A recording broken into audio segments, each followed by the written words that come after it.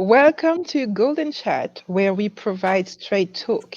Each week, we deliver great insights on assisted living facilities. I'm your host, Stella, with your co host, Lana and Pedro. Good Good afternoon. afternoon.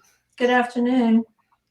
And for those of you that are interested in what an assisted living facility is, it's a licensed facility that caters to seniors that need assistance with activities of daily living.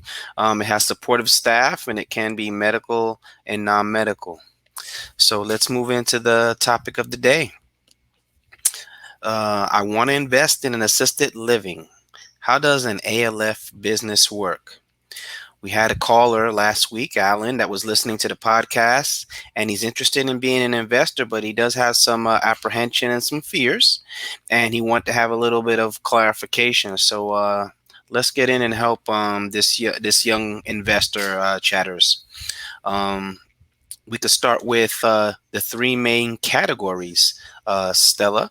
Uh, One of the main categories in this business is real estate, and you're an expert in real estate, so maybe you can give a little bit of definition of what the aspects of the business and the real estate piece can, so Alan can be jotting this down. I hope you're writing this stuff down, Alan.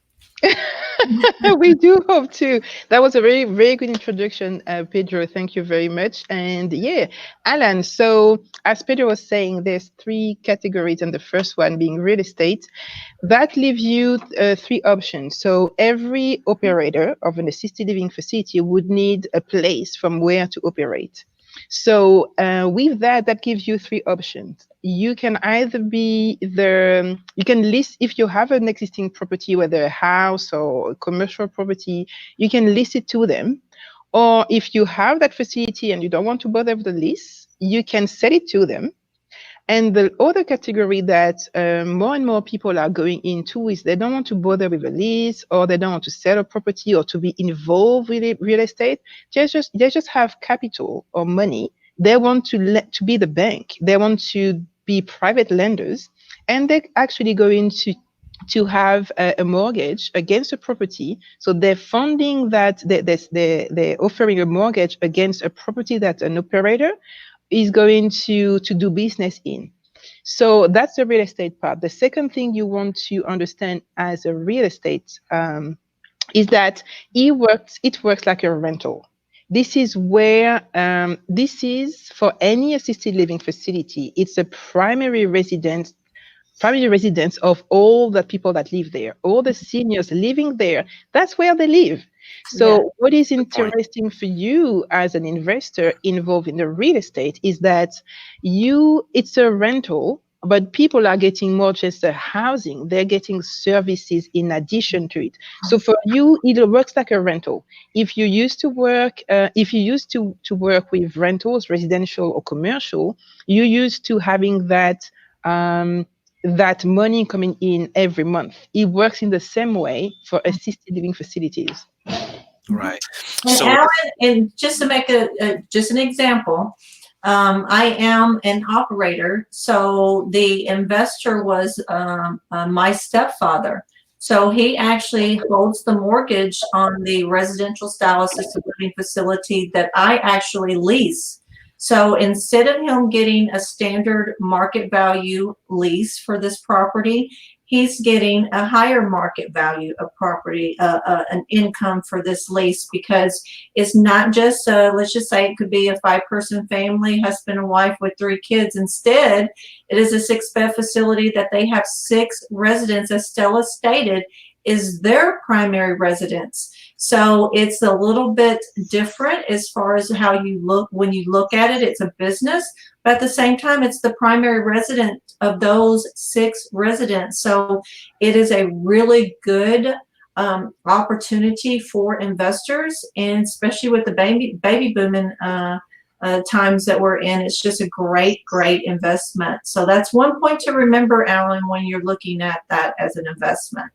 that's a good point. So if we move on to the next category, which will be revenue, and the Mhm. aspects of how the revenue comes in for the operator and how that would streamline over to the investor.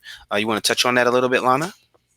Yeah, now as far as when you're looking at the revenue, now that you have you have, say you have a 6-bed facility, you have all of these residents that are paying on a monthly basis. As Stella stated, they're paying a monthly fee, which includes their shelter and also the services. So when you have that revenue coming in, next is going to, of course, be your expenses. So you have the 6 residents that's providing a monthly revenue.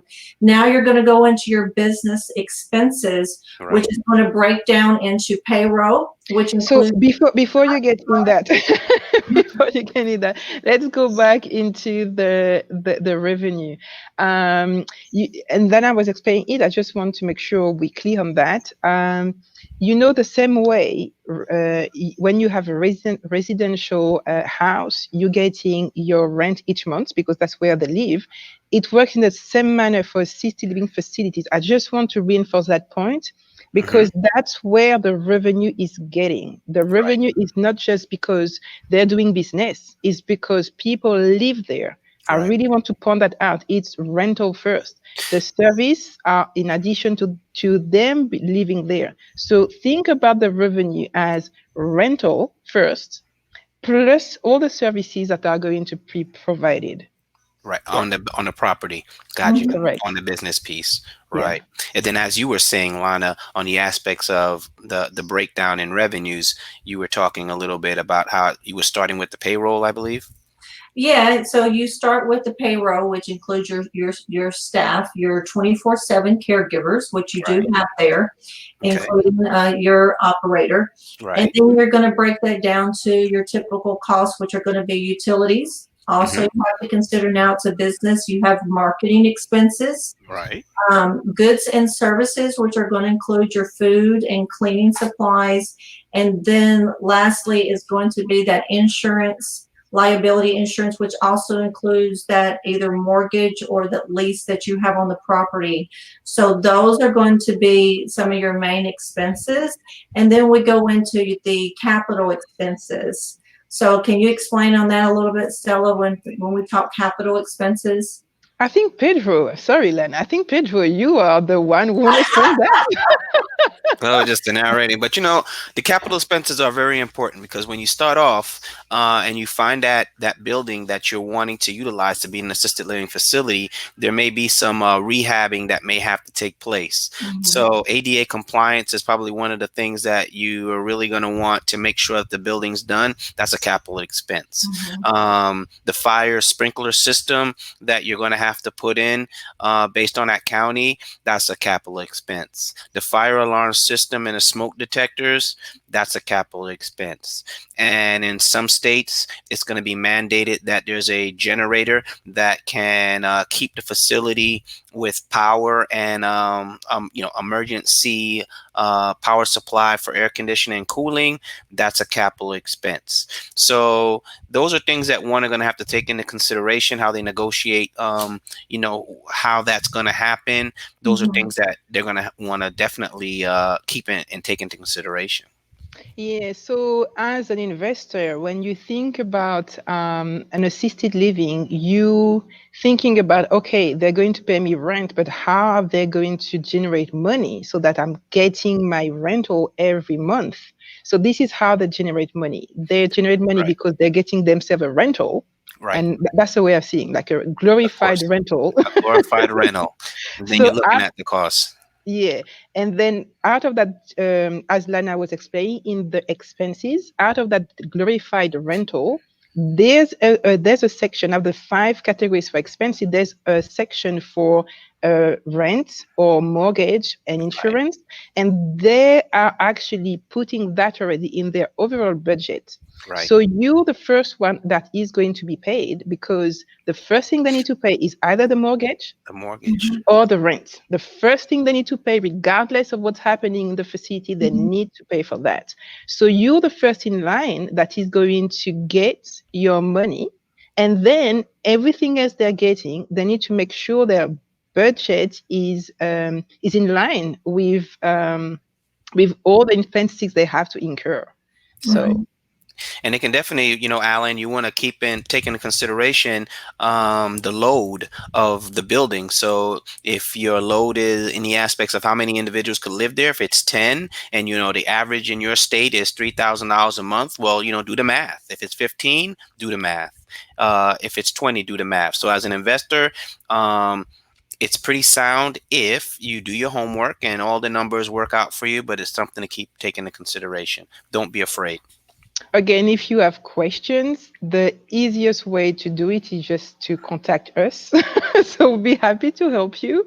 Um, Give us what you're going through right now or what you intend to do in the future, and we'll be able to help you with your investment plan. We'll be able to help you understanding what kind of rate you can generate as well from a building so that you can rent it to an operator. Right. Direction. We can give you that direction that you need. Mhm. That's true. So please contact us at easierlivingforyou.com, or you can call us at 407-794-7277, or email us at hello@easierlivingforyou.com. So thank you so much for joining our podcast, and thank you, Alan, for that good question. I hope it helped any other potential investors out there, and join us again next week on Golden Chat at 12:45 p.m. Have a great week. Bye. Bye-bye. See you later.